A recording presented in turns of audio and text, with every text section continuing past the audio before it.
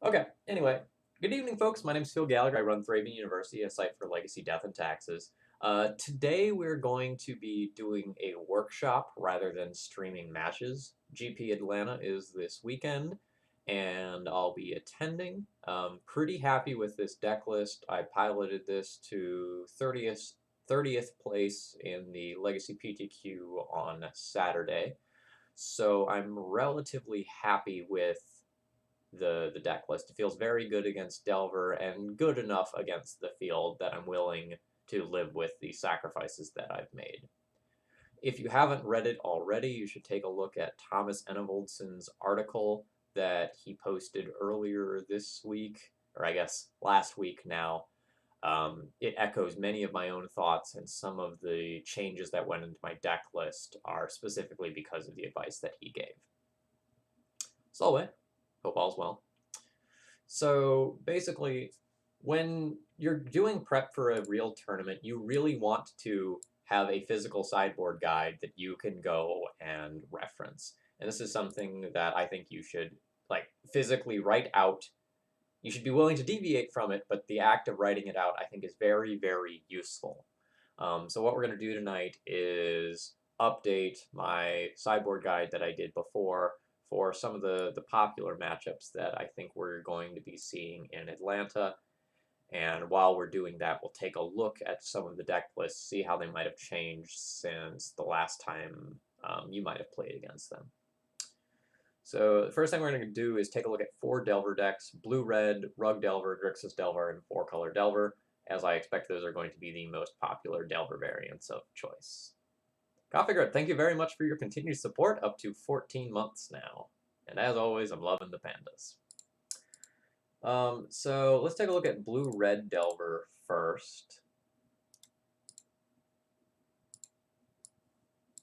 So essentially, the deck has not changed too much recently.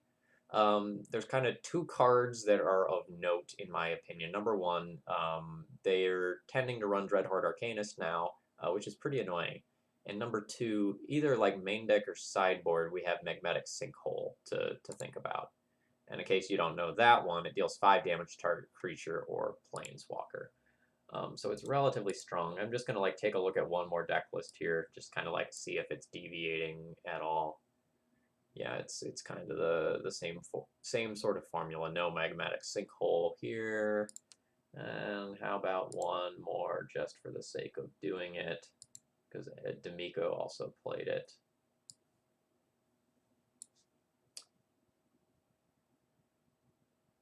Yeah, no Magmatic Sinkhole here either. The Bedlam Revelers in the sideboard. Yeah, I have two custom emotes. I have my Thalia emote and my Blood Moon emotes that you can see there. Alright, so what am I going to do against Blue-Red Delver? So you kind of have to like decide how you want to approach this. I usually start with like, what cards would I want to bring in? Let me just make sure this is on screen if I do that third column. No, it won't be. So let's just scooch this on over. That'll do. So I'm probably going to want Path to Exile and Council's Judgment in for this matchup. Yeah, I got 30th in the PTQ, but I lost 2 different win and ends. Like one more win, and my breakers were good enough for me to top 8 that one. I started out 4-0 playing against Delver 4 rounds in a row. So you know, kind of is what it is. There's a very small line in events that are that big between like a top 32 finish and a top 8 finish, and it's a single win sometimes. You know, depending on your breakers. If you start the day strong, it's a single win. You know, if you lose early, it's an entirely different story. All right, so I've got 5 cards that I want for Blue-Red Delver. What don't I want? Palace Jailer is a little bit risky, given True Name Nemesis is popular. Phyrexian Revoker is not necessarily where I want to be for the matchup, and Recruiter's often pretty slow. So in my previous sideboard notes, it was minus a Jailer, minus 2 Revokers, minus 2 Recruiters. But now I don't have a second Recruiter. So I'll probably just junk a Mirren Crusader here and rely on my flyers to go and finish out the game. Alright, so minus Jailer, minus 2 Revoker, minus 1 Recruiter, minus 1 Mirren Crusader. For these 5 cards. 2 pass, 3 Council Judgments. I would not make any changes play versus draw. So what are my notes for this? Alright, remember, magmatic sinkhole is a thing.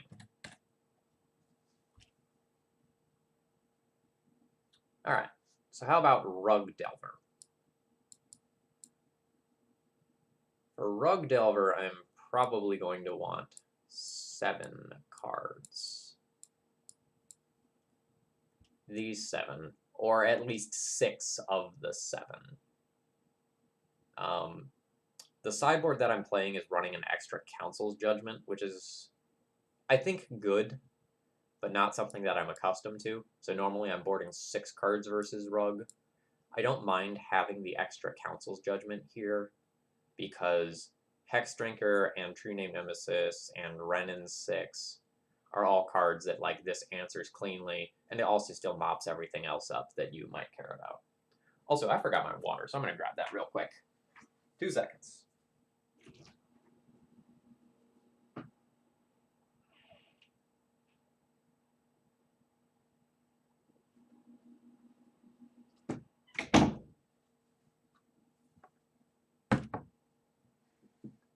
Sorry about that. Yeah, so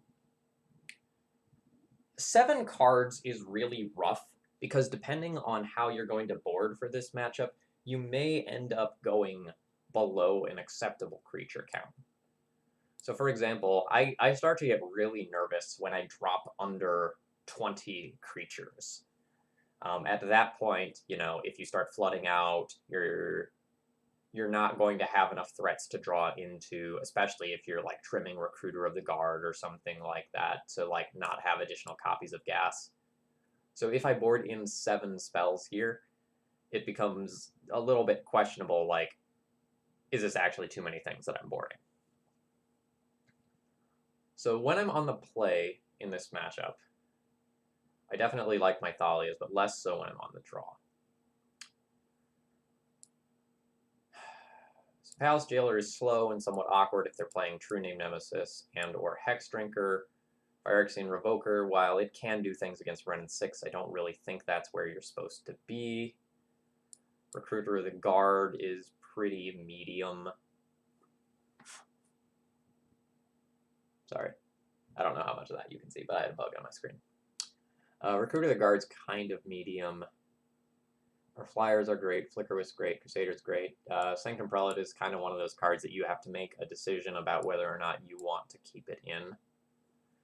And you'll notice that for this matchup, it's actually pretty hard to find what you want to do on the play, because, like, Thalia is awkward in the matchup now because of Renin 6. But on the play, the ability to like leverage the Mana Denial package is just so strong that you want to do it. So on the play, you might actually not want all 7 of these cards, but you might want to play 6 of them instead. Probably opting away from 1 Council's Judgment. And notice here, you don't necessarily want to board out any of these creatures. Like Flickerwist, Tomic, Ceravender trades with Delver. Mirren Crusader, Walls, Tarmogoyf. Stoneforge Mystic is one of your things that closes out the game. So these are your weakest creatures, and it still leaves you at 20 creatures, but you still want to make a cut.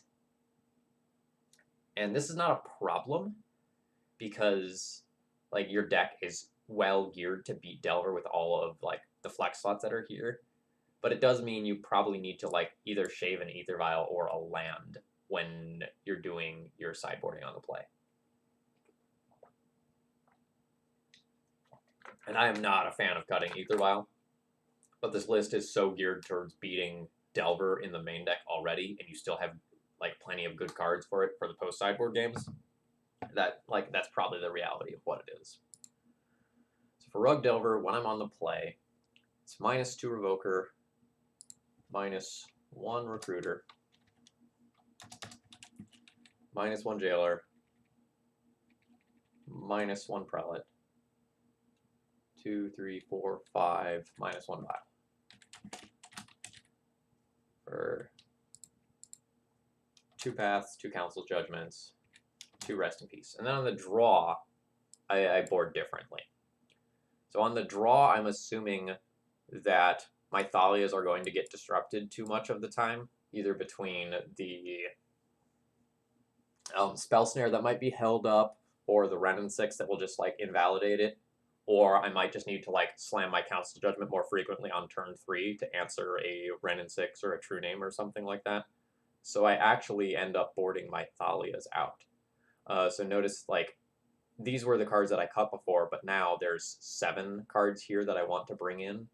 So I actually make some changes to my boarding on the draw.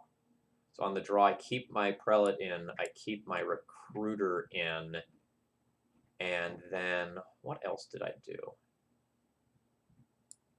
How many creatures is this? It was 19? No, it was 18 when I did that.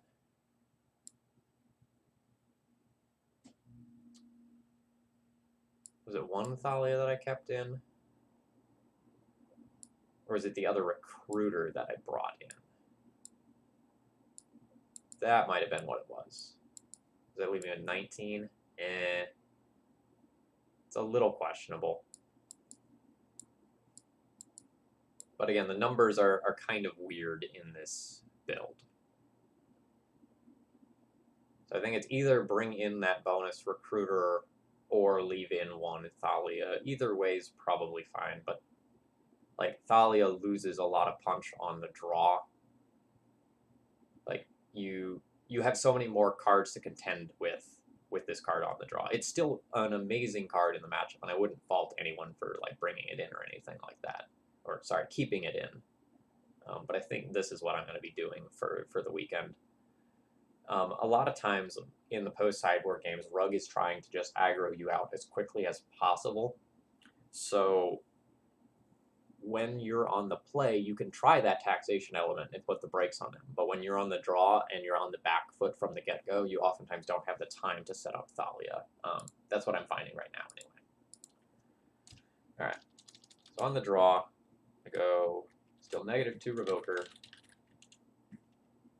-1 Vial, -1 Jailer, -4 Thalia, 4, 5, 6, 7, 8,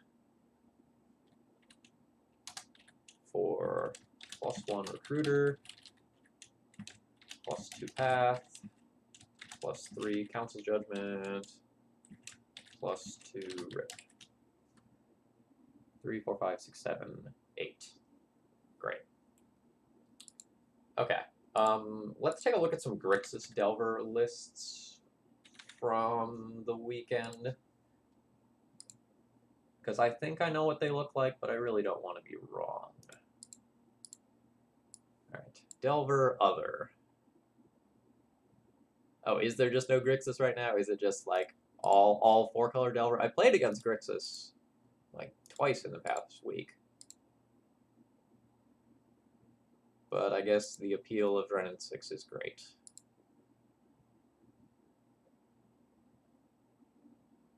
That's a very different Bug Delver list. Sorry, it's technically 4-color, but that's like basically Bug Delver with Ren and 6. That's another one that's largely like that, with the Goyfs and Anglers. Yeah, see, this is what I was expecting in a 4-color Delver list. Delver Arcanist, Tarmogoyf, Ren and 6, True Name. That's kind of the package that I'm expecting.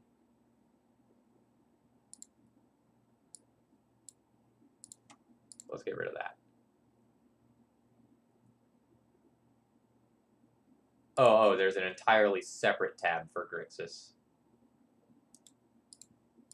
I see. Okay, that makes more sense. Thank you for that.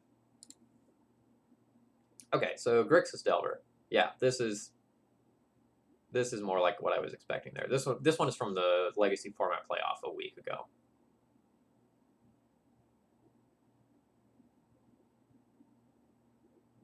Okay, so kind of the big thing here is for the Grixis Delver, you don't necessarily have Ren and 6. Jesse, I got your message. Yes, I did get your donation deck list. I plan on doing that probably next Monday. That's the plan. Follow-up question for you, though, while you're here. You also donated for a matchup primer. Did you want, like, a physical like a physical article that I write? Do you want like a detailed deck tech, kind of like sideboarding guide, that sort of thing that I do via video? Did you want like the D&T versus Red Prison like matchup primer? If you want to clarify that in a message, that'd be great. Okay, so let's do Grixis Delver. So for Grixis Delver, we probably just want Council's Judgment and Path. Rest in Peace is like very borderline for that matchup. So like this card it really matters for, this card it really matters for, but that's 5 cards in the 75, excluding Shenanigans, which is a touch rough, admittedly. And I don't know that like when they're not maxing out on like Arcanus and Tarmogoyfs, if it's necessarily correct to go and like sideboard for those. Like if you see your opponent is like super heavy on Gurmags and is also playing like some Shenanigans or something like that, like maybe you should. But I'm kind of on the fence about whether or not that's actually correct to do so, because not all the lists are going to be playing Shenanigans. Yeah, I'll probably end up sharing the spreadsheet. I'll probably post it to Twitter just so people can have it. I don't usually do that, but like if I'm video recording it anyway, might as well.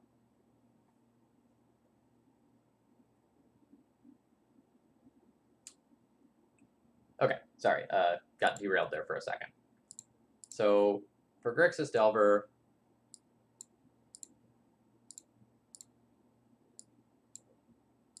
I'll probably again cut my Palace Jailers. I'll probably again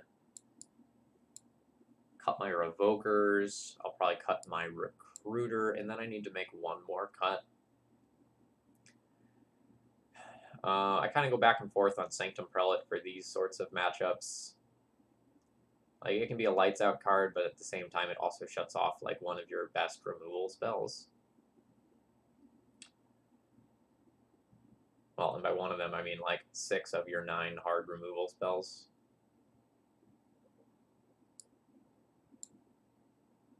So that would still leave me at 20 creatures. I'd feel comfortable with that. I'd probably do this in an event. Yeah, that's the problem. Like I know a lot of people who are like really hard on Sanctum Prelate for the Delver matchups, but like they play Gurmag while you have Sanctum Prelate in play, and you like eliminated your outs to it. It's super scary. Like it's very good against like Dreadhorde Arcanist in particular, but very bad against like Gurmag, Angler, Flipped Delvers, things of that nature. All right, so we're gonna go -2 Revoker, -1 Recruiter, -1 Jailer, -1 Prelate for 2 Paths and 3 Council's Judgments. With notes, consider Rest in Peace if opponent is on Shenanigans and Gurmag. Thank you, autocorrect, for getting Shenanigans, as I just kind of like hemorrhaged my fingers on the board and hoped for the best.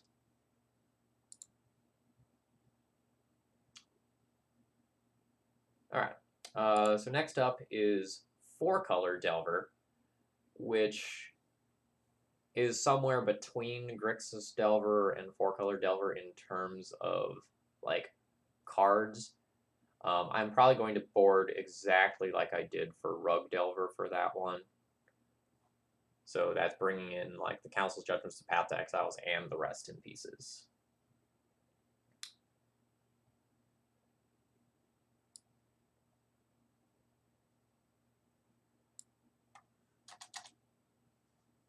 So let's just copy that one.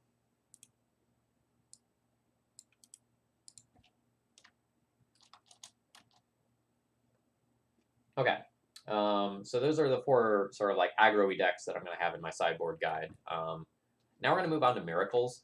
Not because I expect Miracles to be popular, but because I still expect to play it sometime in Atlanta. And it's a matchup that is like taxing enough on your mental resources that I don't want to be figuring out my Miracles boarding plan on the fly. It looks like we're going to have more cards than that. Looks like we're going to have 9 cards for the matchup. How was Giver in your honest opinion? Giver was incredible for me this weekend. I played against basically Delver the entire tournament. So what was it? It was 8 rounds. So I think I played against Delver in 6 of my 8 rounds. Giver is very much better in the Ren and 6 matchups, but very much worse in the Snapcaster Mage matchups.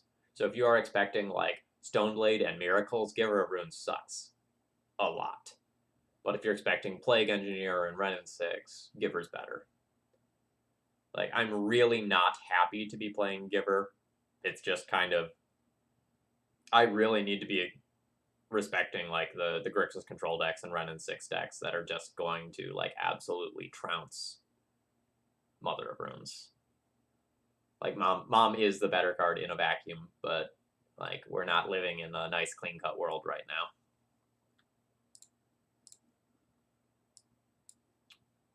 All right, so for the Miracles matchup, I'm usually boarding out my Giver of Runes or Mother of Runes since I'm bringing in triple Chalice. That's something that I've been doing for a while. I also tend to trim a Wasteland in this matchup. Although, since I'm playing 3 Caracas this weekend, it might actually be correct to trim a Caracas instead. Because the games go very long, and drawing that bonus Caracas feels just absolutely miserable.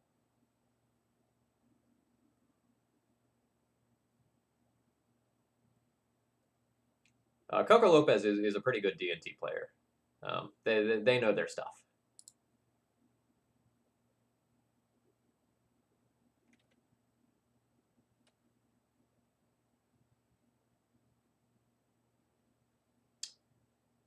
So one of the things that's awkward about Giver in the Delver matchup specifically, though, is that, like, say your opponent has a Tarmogoyf and you just have a board of Giver, it not being able to hold the ground on its own is really rough. So, like, there's upsides of playing both. If you take a look at Louis Fata's deck list from the Open, he just played with Mother of Runes. Louis usually plays a more traditional deck list, sometimes because he doesn't get enough testing, and other times just because like he likes to play the deck the way it's more or less been for a while. So like Moms can definitely be successful. All right. Okay, so continuing on with Miracles.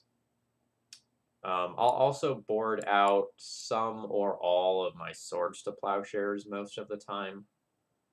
Like, you have to consider whether or not your opponent is playing Mentors and how many they are. That's probably the limit of all the cards I want to board out, though. So I probably would just board in 2 Council's Judgments. You don't want to be, like, too flooded with these. They're very good, but you still do need to get your Miracles opponent dead.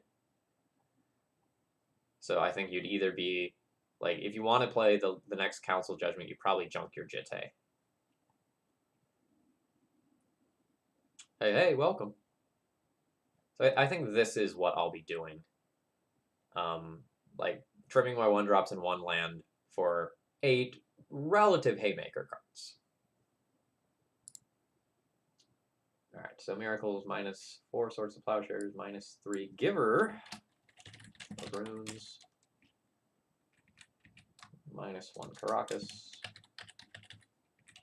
+2 Council Judgment, +3 Chalice,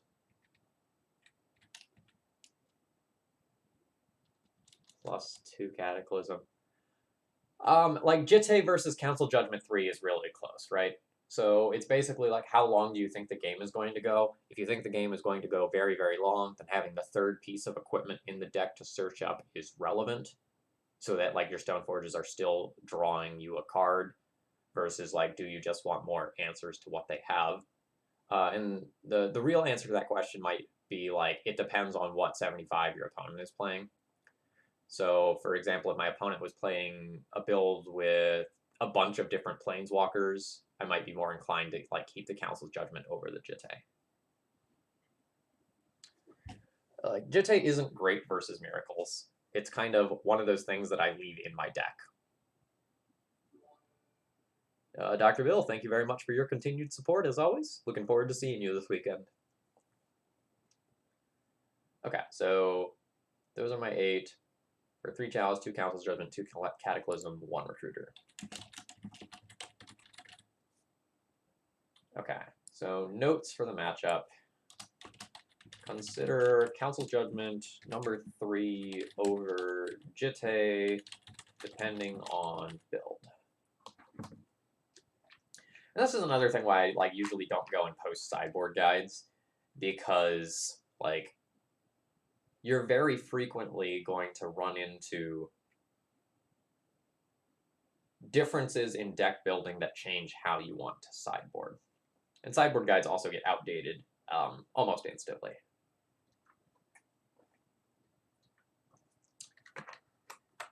Okay, so how would I change this for Stoneblade? Stoneblade is next on my list. I definitely want this here.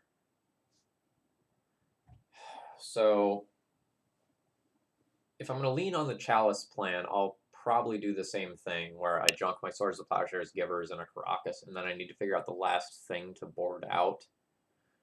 Versus Stoneblade, my Palace Jailer is notably going to be much worse because of True Name Nemesis on the other side of the board. Mirran Crusader is also weaker, but I think this would be my 9 for Stoneblade. You could keep Jailer and try to like Mize wins with it, but I don't really know about that. All right, so let's just copy what I have for Miracles here, because that's almost correct.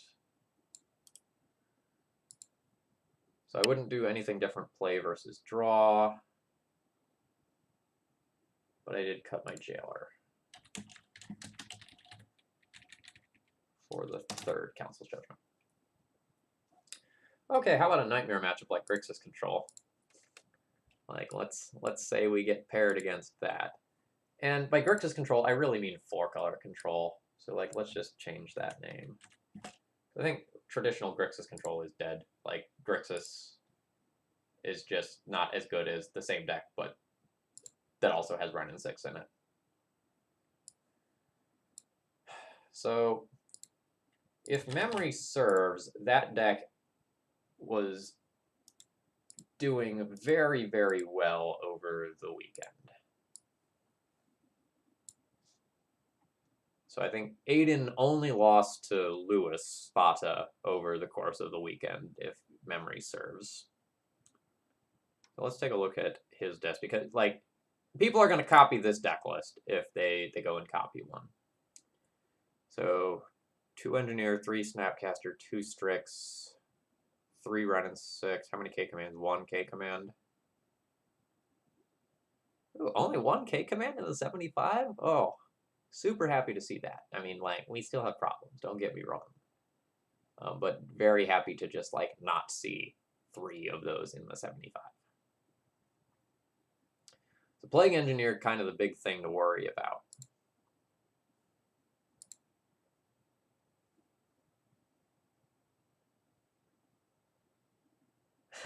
Yeah, Lord Permanence, like, that's exactly what I mean. Like, the first K command, you're like, all right, that stung a little bit. I'm slightly upset, but it's okay. The second one, you're like, oh god, how am I gonna win? And every K command after the second one is just like absolutely demoralizing. Like, you start questioning your deck choice itself.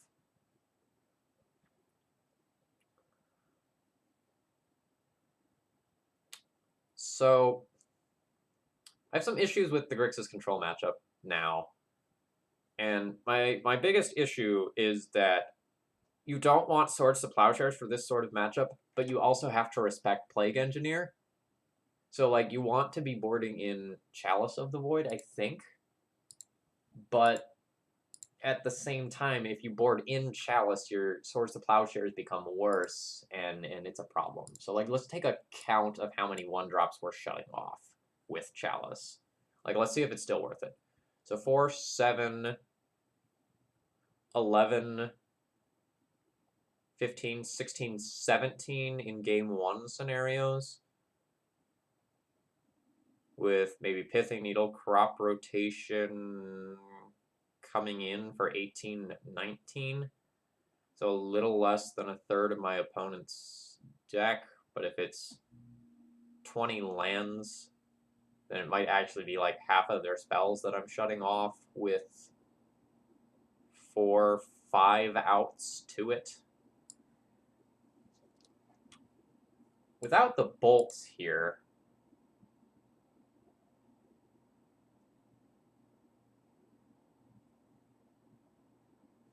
the chalices are maybe a little worse than they used to be. So, like, I have this giant pile of cards that I can consider bringing in. There's so many cards for the matchup, but it's tricky. So previously, I was doing something like cutting these 7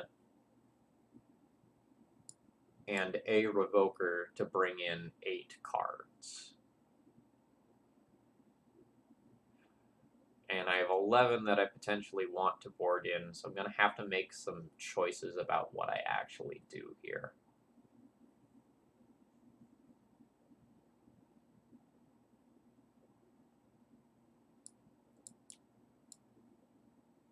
And the other thing is I'm going to have to think about, like, do I need to leave in some Swords to Plowshares for this matchup?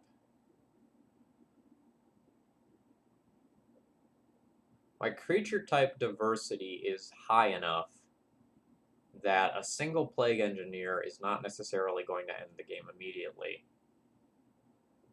But I do need to have some outs to it.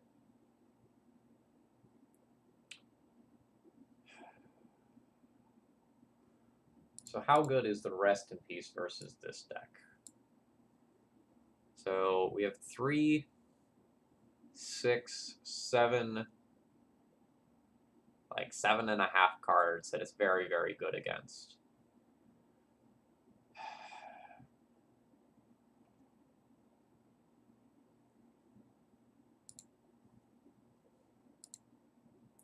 This is going to be a matchup where you're going to have to decide how you want to play it, how you want to approach it.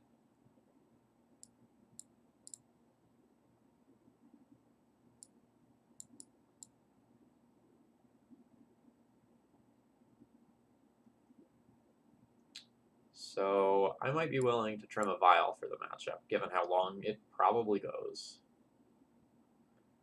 But that's still not all of these. And this would also be like giving no consideration to having ways to remove Plague Engineer, other than Council's Judgment and equipment triggers.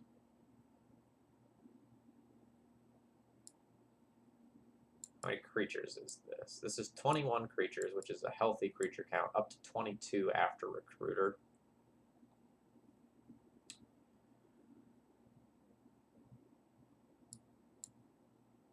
So maybe it's not both Rest in Peace. Maybe it's 1 Rest in Peace and trim a Caracas to have 10 cards. The other thing I can consider is, like, not playing the Jitte. Yeah.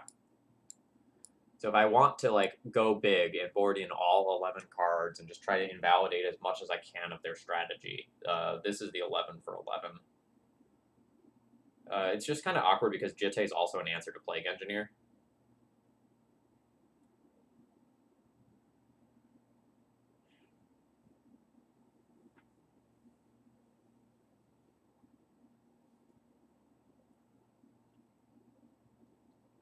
Cutting a Wisp is also potentially fine. I think cutting a Jitte is better than cutting a Wisp,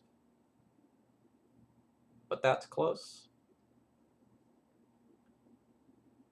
I think I'd be comfortable trying this. Like, if I'm going to bring in so many cards that invalidate what my opponent's doing, I kind of want to have the Wisps around to, like, Recruiter Chain and Blink my Jailer or something like that. Leave one STP, cut one Wisp.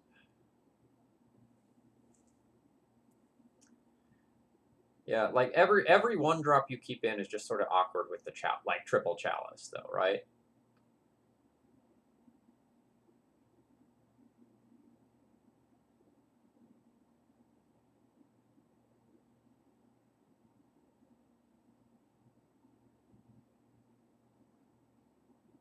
I think I'd be comfortable with this as a starting point.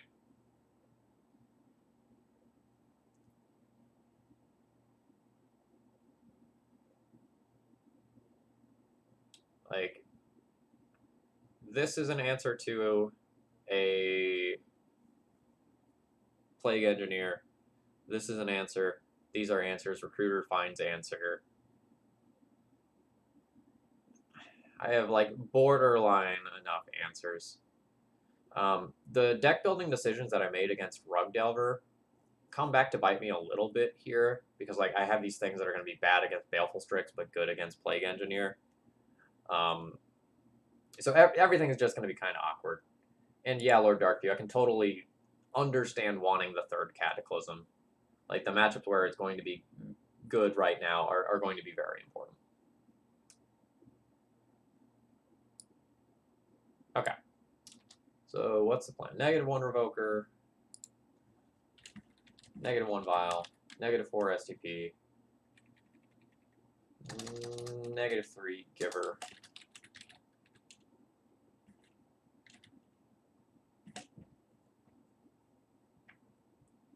Oh, sorry, I don't know if I misspoke there. Serra, Avenger, and Tomic are good against Plague Engineer, but bad against Baleful Strix.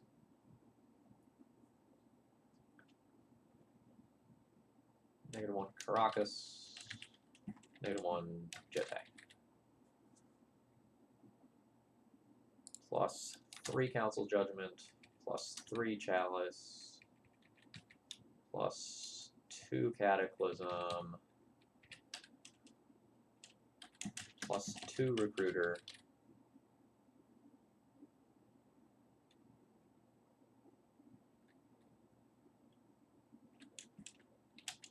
+2 Rest in Peace. 3, 6, 7, 8, 9, 10, 11, 12.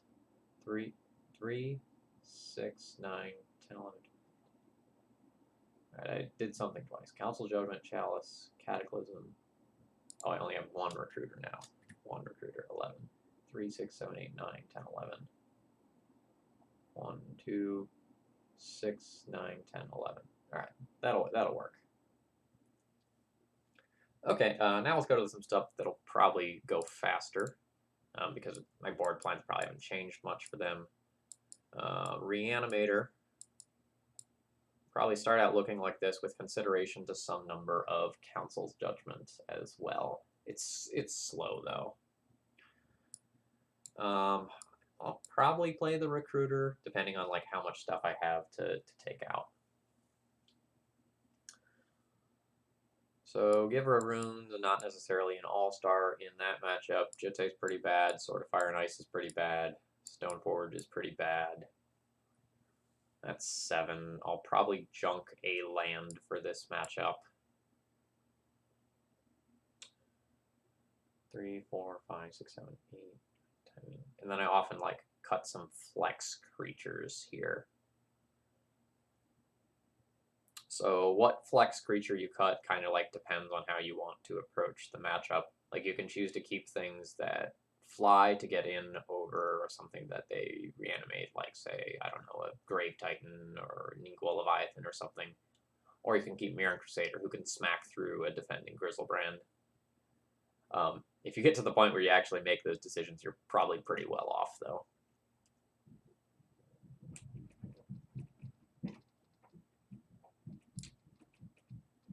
I see myself keeping Vial at 2. in the matchup for a very, very long time. So it might just be like it's correct that like to cut the Crusaders here for these cards. Like if I cut the Crusaders, then I only have 6 3-drops in the deck. And that seems like an okay place to be.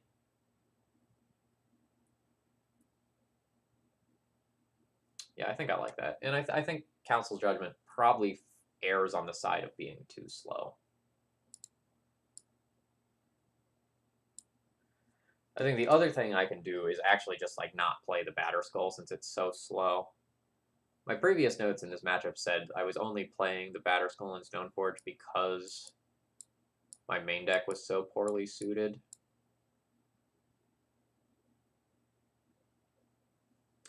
So this could be an alternative take where I just like keep my Crusaders in and don't play the Stoneforge.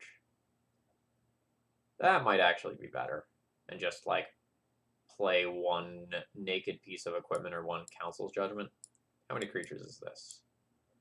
This is 18, 19 creatures. I could keep like one Giver of Runes in to round out the 75.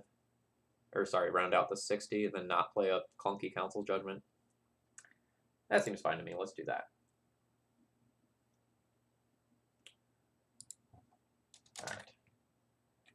-2 Mom, -1 Jitte, -1 Sword of Fire and Ice, -4 Stoneforge Mystic, -1 Batterskull, -1 Plains.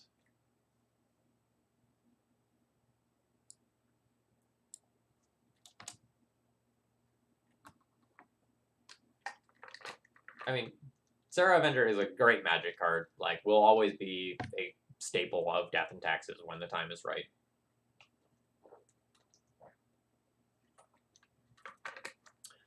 Like, yeah, you have to dance through a hoop a little bit. But a 3/3 Vigilance flyer for 2 mana is very, very strong.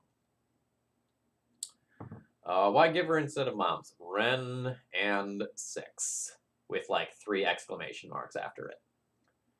All right, 2, 3, 4, 5, 6, 10.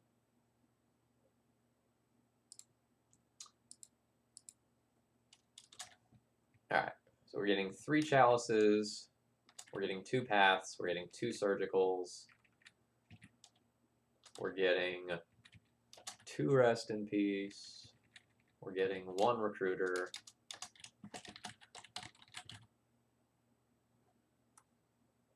3, 4, 5, 6, 7, 8, 9, 10. And I think there's some wiggle room for how you board for the Reanimator matchup. Like, a lot of your cards are pretty medium. Like, the Stoneforge package kind of sucks. Flicker Wisps are really slow for the matchup. Like, Giver of Runes, not necessarily great either, but can do some things. Okay, what do we have for Sneak and Show? We have Chalices, Council's Judgment, Recruiter, and we may play Path over Swords to Plowshares. What do we get next month for Reanimator? Not sure exactly what you're referring to there.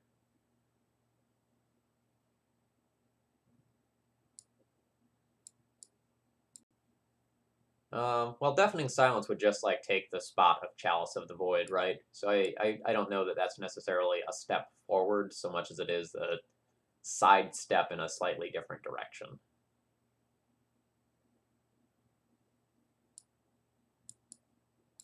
So there's 8 of my 9 pretty easily. Deafening Silence reads something along the lines of each player can only cast 1 non-creature spell each turn.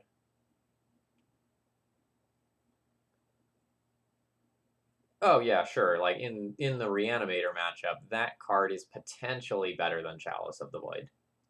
It's a little tricky. Like they do different but somewhat overlapping things. But as a whole, Chalice of the Void might end up still being the better sideboard card because it overlaps in more places. Like I'm gonna have to do some serious sideboard mapping to go and figure that out. Okay, so finishing off Sneak and Show here. Swords of Plowshares, Jitte, Giver, and then I need to make one more cut. It probably just needs to be like a flex creature or a Stoneforge Mystic. Stoneforge is pretty medium in the matchup. But then again, like, so is Crusader, so... a lot of times with boarding with D&T, like, when you get down to the last card or two, it doesn't matter too much which one you cut. Yeah, Lord Darkview, I'm gonna just go and, like, sit down and just, like, play the card over Chalice for a week or two and see what I feel. Okay, so minus the Swords to Plowshares, minus the Jitte, minus the Givers.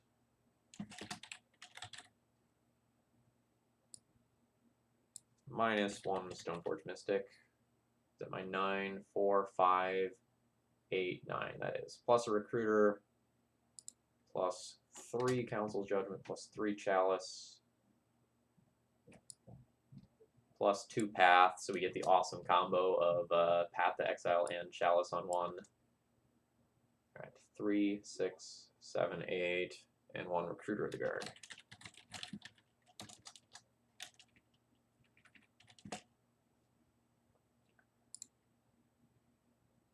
Happening EX, thank you very much for following. I hope you're enjoying the Death and Taxes sideboarding. And regular size Jesse, thank you very much for your continued support.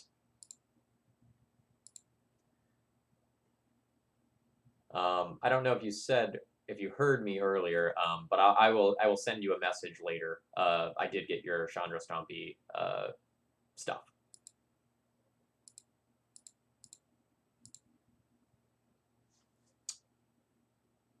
Yeah.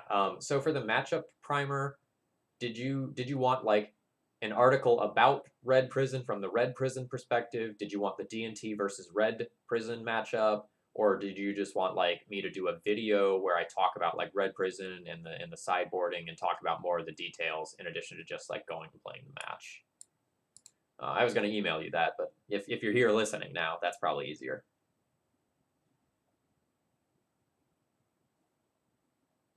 Okay, so that was Sneak and Show. Let me just confirm.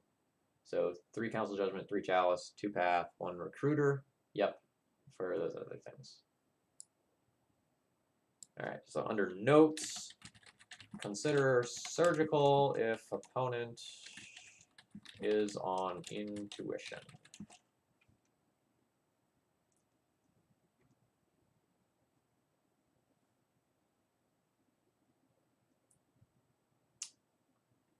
All right, so next up is Eldrazi Aggro. That one's going to be pretty easy. We want our additional removal spells and potentially Recruiter. We'll have to take a look and see how our slots are going to go and work out. Giver of Runes here is noticeably going to be much, much better than Mom. I haven't actually played an Eldrazi aggro matchup with Giver of Runes in my deck. That just stars haven't aligned there. So Sanctum Prelate's pretty bad.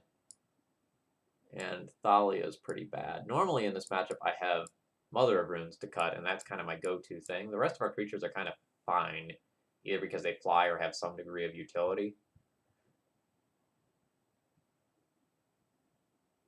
A general view from the Red Prison perspective and matchups would be great. I'm just getting started with the archetype, and I'm loving it so far. Okay, let me make a note of that.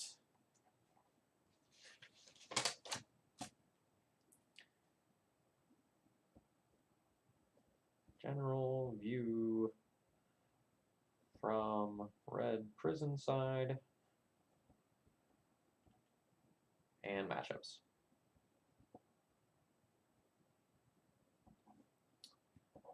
Okay, that stream will happen at the beginning of next week.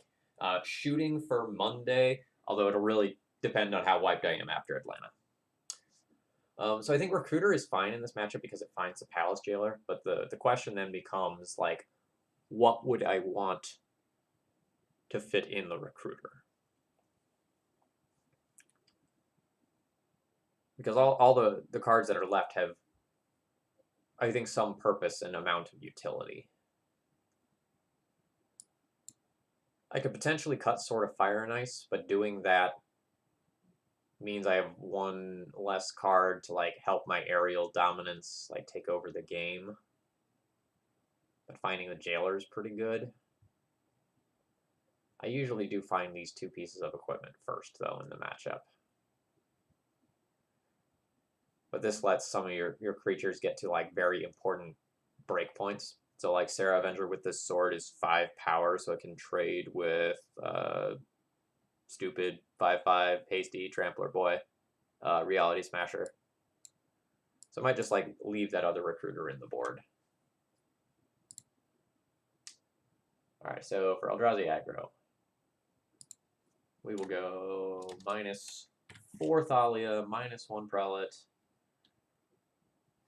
and that's it for 3 Council's Judgment and 2 Path to Exile.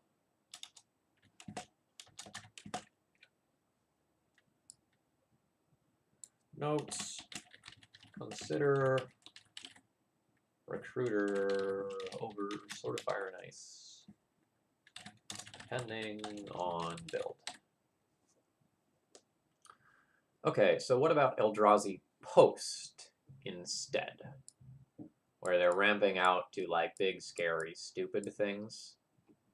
I definitely want these, and then, like, the Recruiter is probably better there, and the Path to Exile is better there. Well, Path to Exile is worse there. It's slightly questionable.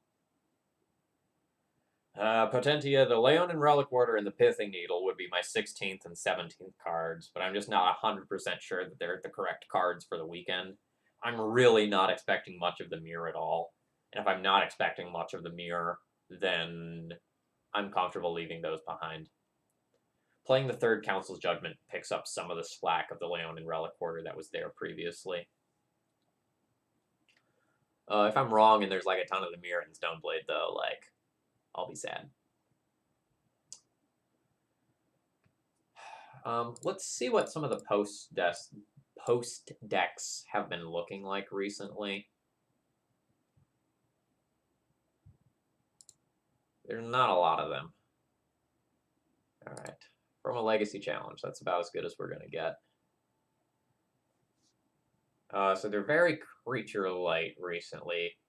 A lot of them have been playing, like, Manifold Key, which is the new Voltaic key that has slightly more functionality and more planeswalkers. So it actually may be that my Swords to Plowshares are not going to be great.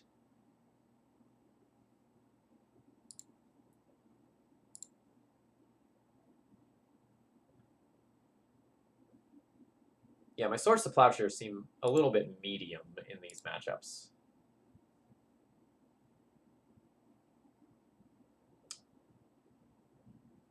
So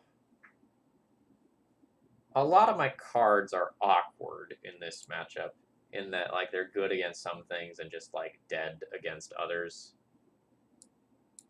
So I'm inclined to not really love my Jitte for this matchup in particular.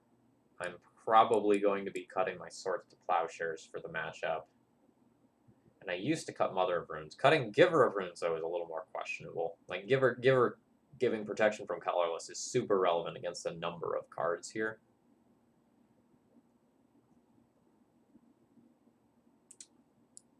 I can see myself dropping down a Stoneforge pretty easily. Sanctum Prelate's sort of awkward in that it's kind of a crapshoot what you name. Like, it's usually going to be 7, and, like, that can be very good. Thalia is also a touch awkward in that, like, it's great when you're on the play and pretty abysmal when you're on the draw, and also pretty abysmal after, like, they slap down a Grim Monolith or something like that. Maybe there's an argument for trimming some Thalias there because of that. Thalia also gets in the way of some of my cards that are very powerful.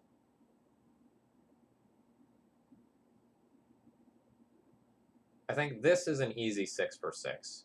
And then if you want to play Path to Exile, you start thinking about other cuts.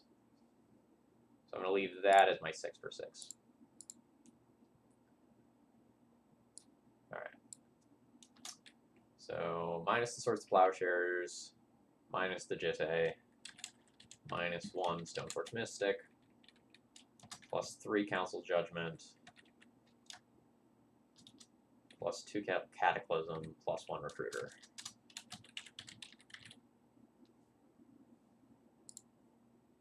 Alright, how about the mirror? I'm not well suited for the mirror. That's an intentional choice based on expected metagame. Probably to the surprise of no one. You're going to junk these 5 cards. Tomic has issues since it is a legendary creature, but the flying is also super relevant in the matchup. So I have 5 cards that I want to board out, only 4 that I want to bring in, so I'll probably board a Path to Exile to fill in the gap. I also wouldn't blame anyone for boarding the second Path to Exile and, like, trimming a Caracas or something like that. Like, if your opponent's also cutting their Thal-Iz, then you're not actually getting that much value out of this card, and it's just like a non-basic that can be wastelanded. I actually might even just like talk myself into boarding like that and playing 23 lands for the matchup, given that it's going to go long. Very long.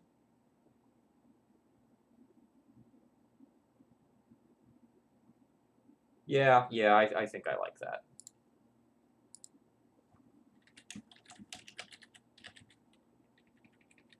We get 3 Council's Judgment, 2 Path.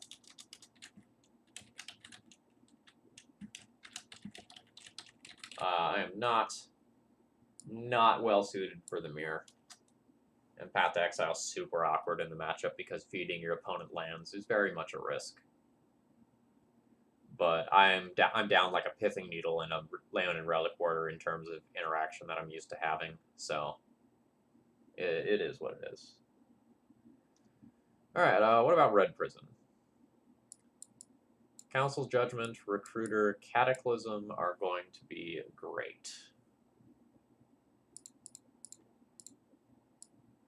Red Prison is another one of those matchups where you kind of have to like consider how you want to approach it. So I used to board out all my Swords to Plowshares against Red Prison, but then they started playing a whole bunch of like Goblin Rabble Masters and Legion War Bosses and things like that that I need to go and answer or I die. So now I don't board all of those out. I tend to keep some, if not all, in. So what are my weakest cards here? Giver of Runes is not necessarily great. Like, yeah, protection from red is a thing.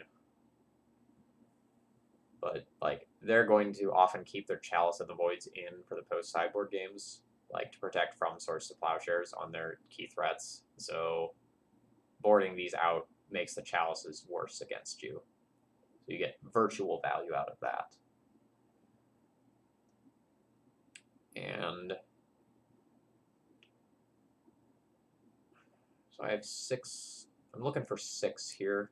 So I could do something like 4, 5, 6, and junk 2 Crusaders. The other thing you can do is actually like not play your Thalias in this matchup, but like they do some good things in walling the Goblin tokens early, and like when coupled with other mana denial, it can be good. So I think I'd probably look at this for boarding. All right, so -3 Giver.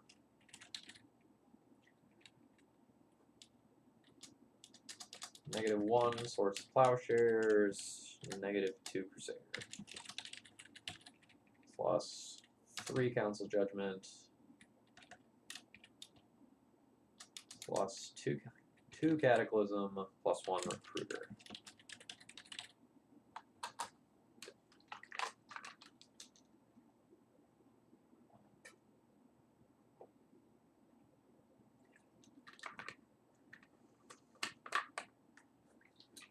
Okay. Ant. Chalice, Surgical, Rest in Peace, probably Recruiter too. Ant's no longer really playing Dread of Night, so I'm off boarding in Council's Judgment for the matchup, which I did for a while. And I think it was very correct too for a while. Swords of Plowshare is dead. Jitte's terrible. Jailer's terrible. That's 6 of 8. I'll have to make 2 more cuts.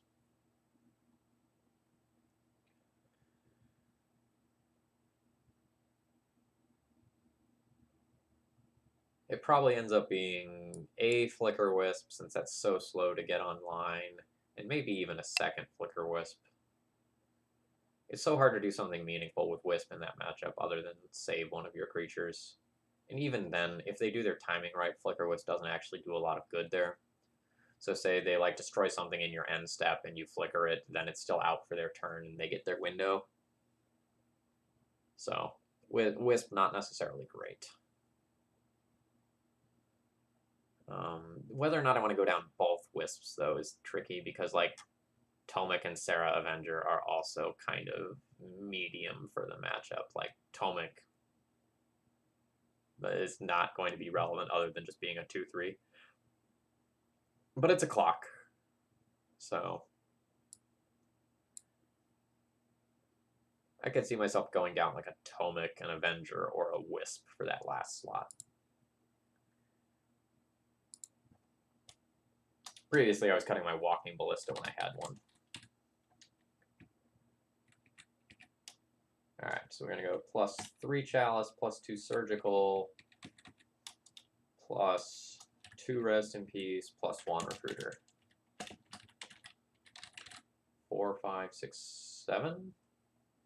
4, 5, 6, 7. What did I miss? Jitte? Jailer, Jitte, Wisp. 3, 4, 5, 6, 7, 8. Alright. Notes. If Dread of Night, then 1 CJ over a Wisp. Alright, how about the impossible board for matchup of 4-color Loam, where we randomly decide how we want to play the matchup? I did not want to do that.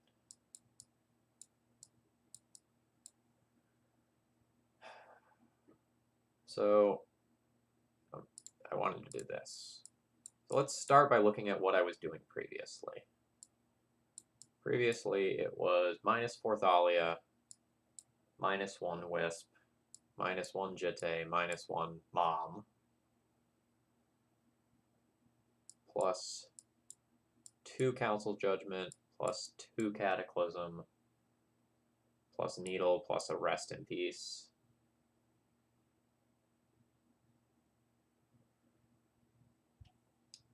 So I'm probably going to end up boarding all of these cards now. From when I was playing previously, 4-color Loam has added Renin 6, which Giver of Runes is fine against, but you still have like Punishing Fires and such to worry about as well. So reducing the number of X1s in your deck is pretty good. The other thing I can potentially do is consider boarding in some number of Surgical Extraction, which is a medium card in the matchup. Like, extracting a Punishing Fire or a Loam is great and all, but many times you can play through it just as effectively. But I don't mind cutting all of these cards, so one Surgical is probably okay. What does this leave my creature count at, though? Oh, yikes, that would leave my creature count at 18. That's super low. I don't like that. So given that information, I would probably not board a Surgical. I would probably keep a Wisp in.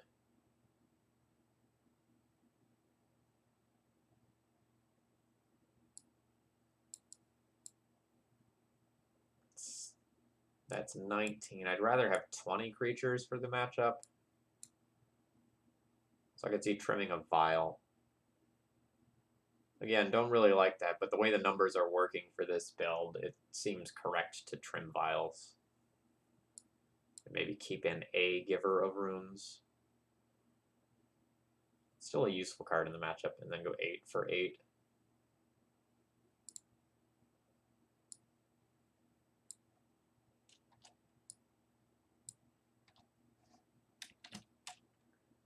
One of the things I'm really trying to actively keep in mind is my creature count, because your vials get worse as you decrease the number of creatures in your deck, and it also becomes harder for you to close the games if you have too many answers and not enough threats in your deck. You know, we're not playing cantrips to go and make everything work out perfectly. So we have to make some sideboarding decisions with numbers in mind. 4, 5, 6, 7, 8. For 2 Council's Judgment, 2 Cataclysm,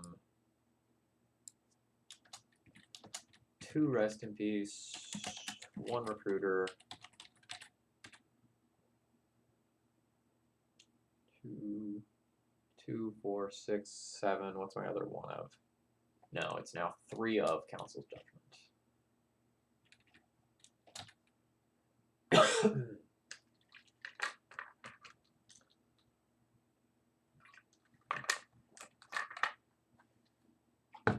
Yeah, I got 2 more left that I want to do. I want to do Bomberman and Depths.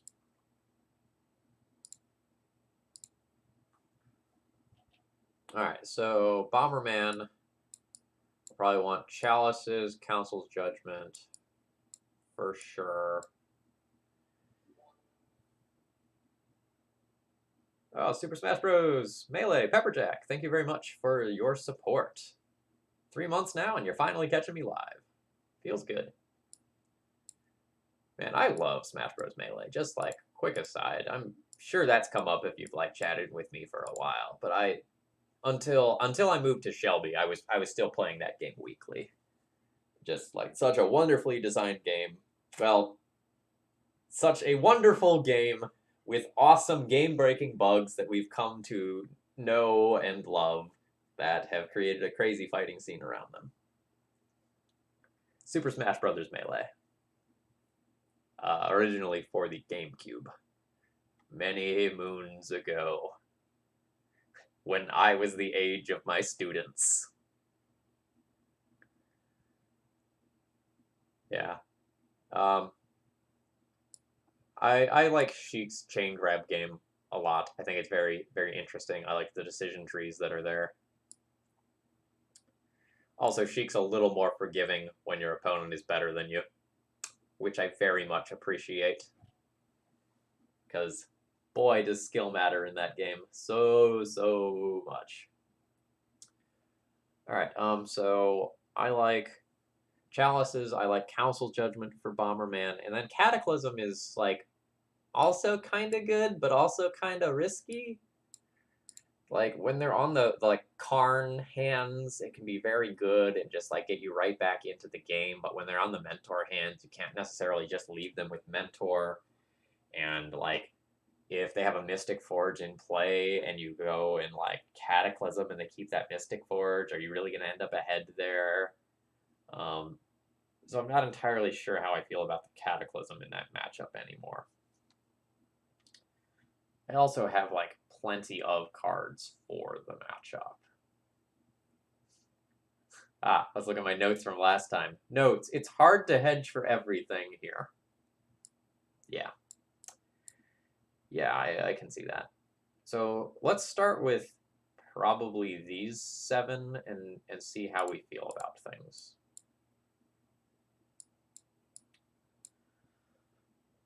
So, Giver of Runes giving protection from colorless can be relevant, but I don't necessarily think it's good. My opponent's not really playing very much removal, so let's still junk those. My Jailer is probably too slow to matter, or my opponent will go wide of it, so that's not necessarily good.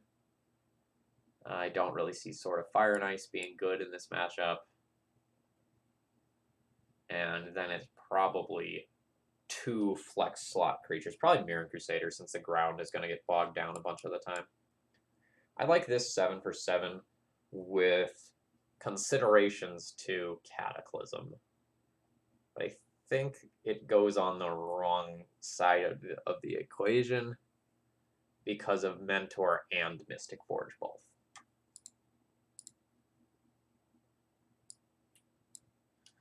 All right, so let's go -3 Giver.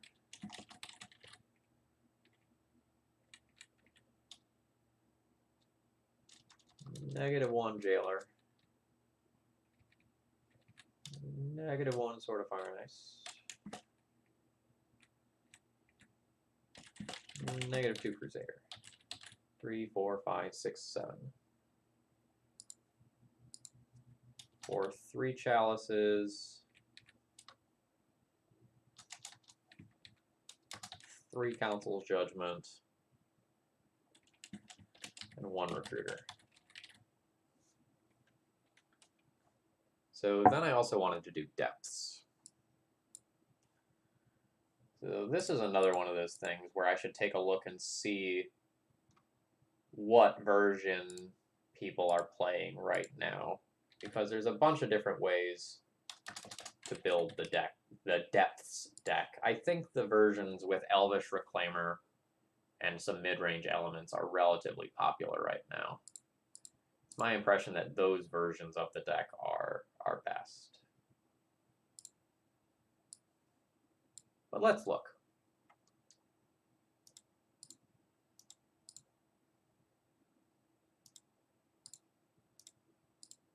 All right.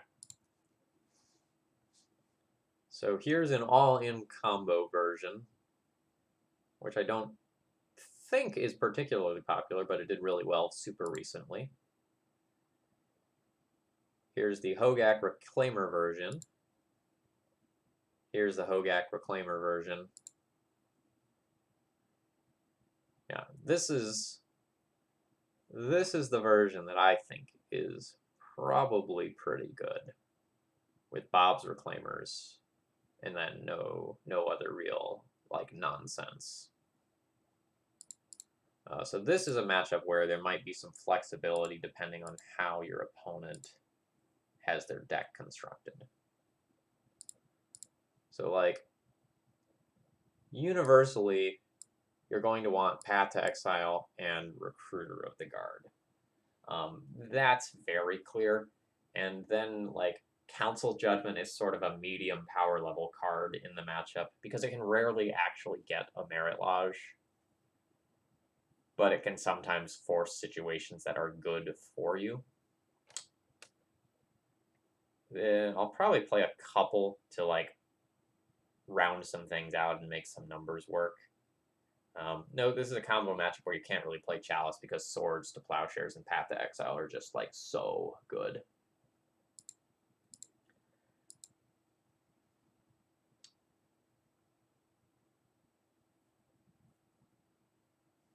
All right.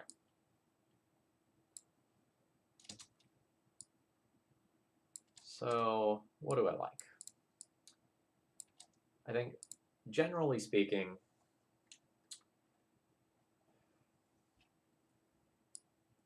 so let's figure out what's bad in the matchup. Sword of Fire and Ice is not really where I want to be. That can probably go pretty easily. I'm probably fine with trimming 1, maybe even multiple Stoneforge Mystics. Like Jitte picking off the small stuff is kind of cute. Batterskull getting you out of like range of Merit Lodge is kind of cute, but that doesn't actually come up all that often. So I think what I'm going to do is I'm going to start like pulling stuff over here that I don't want to cut. And that kind of will let me know what I can realistically actually cut. Not bad. Sanctum Prelate's also kind of awkward because, like, ideally you want to be putting it on 1. Let's pull up one of those deck lists again.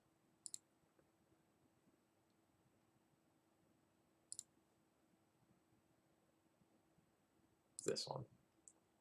So, like, ideally you want to be putting it on 1, but in this matchup you'd be putting it on 2, which doesn't actually stop all that much. It, like, basically stops Sylvan Scrying and Abrupt Decay on your answers, and I don't know that that's really enough.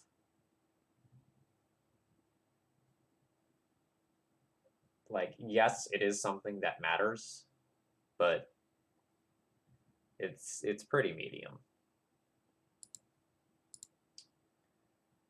So I might actually cut that in this matchup. So this is the easy 3 for 3. And I'd probably board in a Council's Judgment or two for some of this other stuff.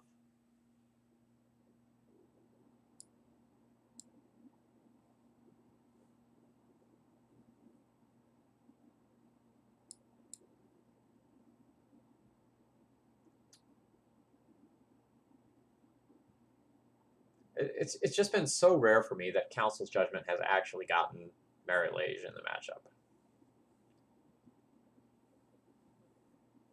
And like Crusader's great at beating through everything.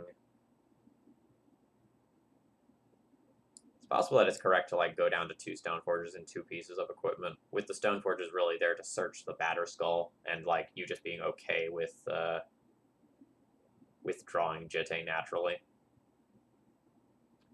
Yeah, so I think for normal depths, this is your board plan, and then for the Hogak depths, you probably need to board Rest in Peace as well. Which is like awkward because it's not necessarily great. So against depths, let's go -1 Sword of Fire and Ice, -2 Stoneforge Mystic, -1 Prelate, for +2 Path, +1 Council's Judgment, +1 Recruiter. Alright, notes. If opponent is on Hogak,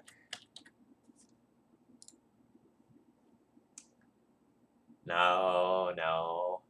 So much as I'd love to play Bomberman, like it's crunch time. It's time to do D&T stuff. So what would I board out if my opponent is on the Hogak build? Because I feel like all my remaining cards are also good.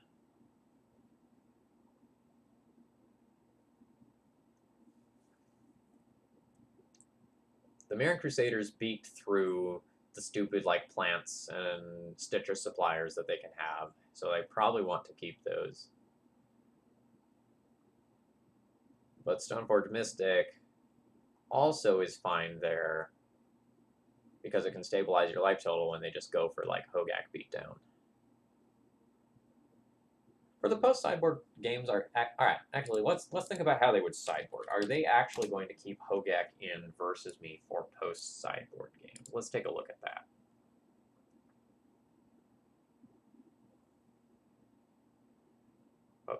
Dark Depths. Oh, I want not that one.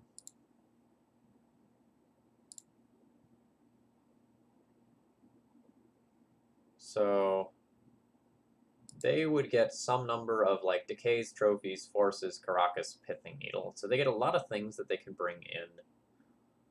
What are their worst cards? So the Hogak is very bad versus Caracas, but they're going to go up to a bunch of Pithing Needles to answer that.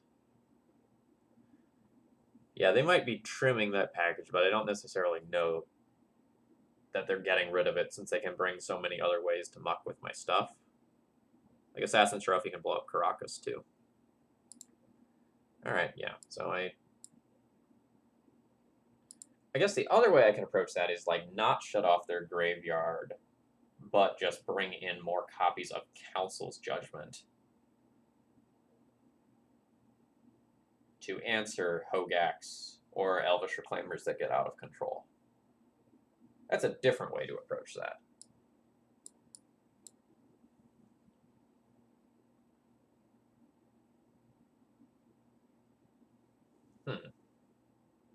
That's actually interesting.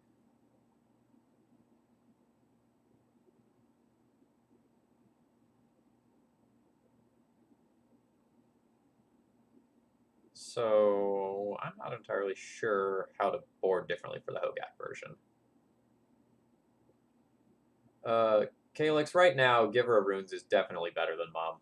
Like, Mom's a much better card in a vacuum, but there's so much Ren and 6 everywhere right now that, like, this is what it is. It has to occur.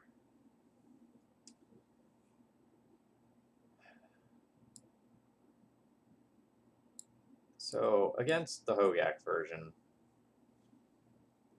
I might give up on trying to ping the small creatures with Jitte and just keep Batterskull to help me stabilize from random beats so that I can board in 2 of Rest in Peace or Council's Judgment. I'm not sure which is better.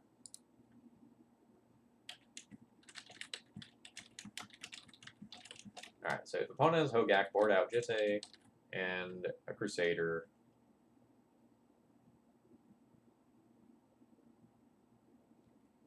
Or actually, what about like a Thalia? Just keep Crusader to brick wall the small stupid stuff. Yeah. Oh, maybe it's play draw. So like on the play, Rest in Peace, on the draw, Council's Judgment. I like that. All right, so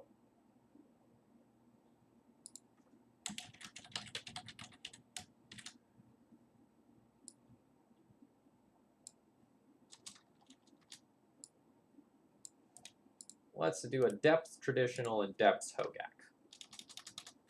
So if it's depth Hogak, on the play, we'll junk a Thalia and a Jitte.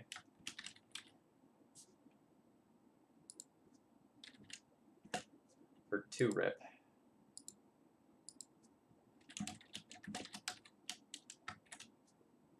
And on the draw,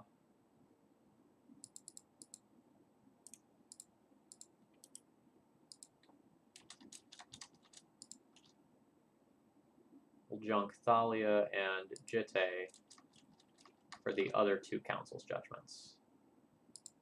Then we can answer the Hogak that is put in play early.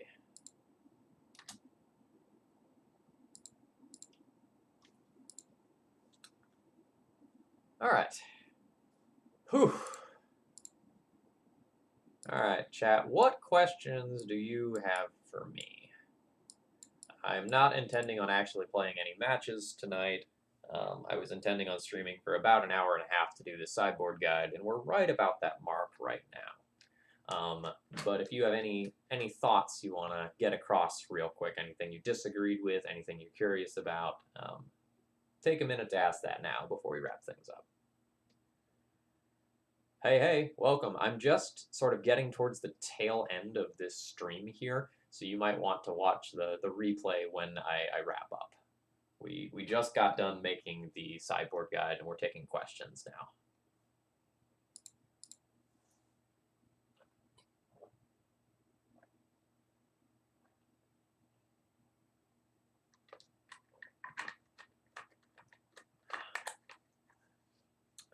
So for anyone who wasn't here at the very beginning, I got 30th in the online Legacy PTQ with this deck list.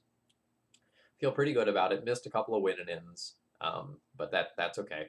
Saw a lot of Delver online, and kind of expecting that to be the same for the GP, in which case I feel really good about this deck list.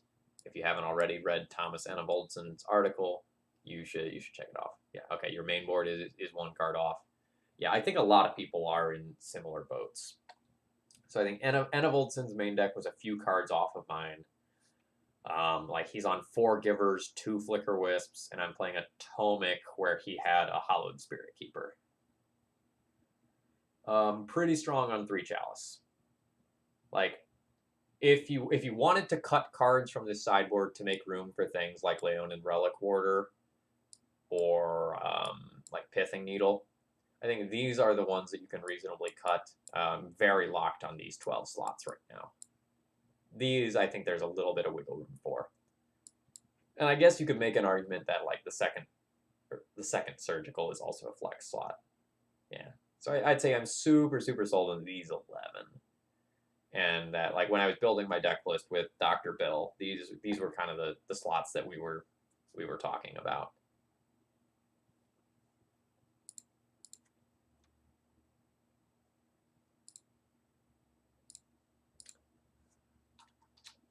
All right. Well, it doesn't look like I'm getting any other questions from chat, so I'm going to go ahead and wrap things up.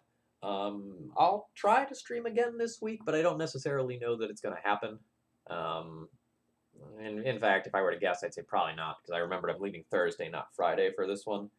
So since I'm leaving Thursday, it's probably unlikely. So my next stream will either be Monday or Tuesday of next week, and it will be with Red Prison. Yeah, thanks. I'm feeling good going into the event, and I'm looking forward to taking a little bit of a break from work to just go and play some Magic. So I'm gonna go ahead and host my friend. Let's host Eric. He beat me the other day, so let's give it to Eric. So I hope you all enjoy your D&T, and I'm gonna send you over to someone else. Yes, I wrote down the sideboard guide. I'll go ahead and post it to like social media and the D&T Discord and whatnot. Wale. All right, folks. Take care.